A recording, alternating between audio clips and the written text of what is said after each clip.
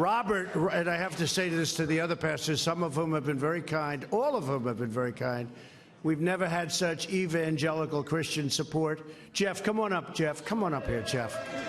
You're the one that's doing such a good job legally to make sure all of this happens. But Robert Jeffress, I didn't know him, but I watched him, and I'd watch him on different shows, and I'd say, I like that guy.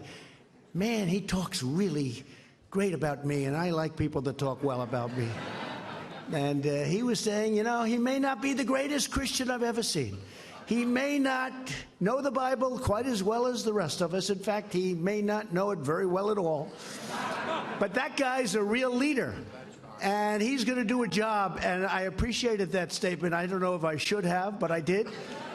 And I think we have led, because I think we've made more progress toward faith leaders. We got rid of the Johnson Amendment, which was a disaster.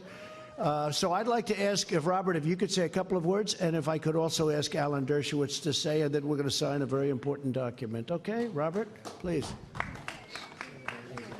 Thank you. It is true. I believe President Trump is the most pro-faith president in history when you look at what he has done for people of all faiths.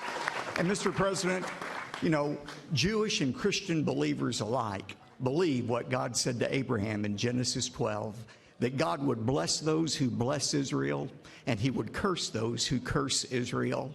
And I want to thank you, Mr. President, for being the kind of president who has the courage to stand up and be, when it comes to Israel, on the right side of history, but most importantly, you're on the right side of God, and that's why you are not going to fail, and we're going to stand behind you 100%. Thank you, Mr. President. Thank you, Joe. Great. For 65 of my 81 years, I have spent at universities all over the country and all over the world. There is no more important event in those 65 years to turn universities away from being bastions of hatred and discrimination than this executive order being signed today. It is a game changer.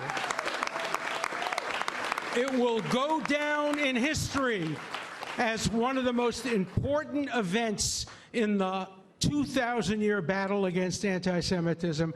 Thank you, Mr. President. You did a great, great job. The people who helped you do this did a great, great job, and you will be remembered by history for all time for having signed this very important order. Thank you.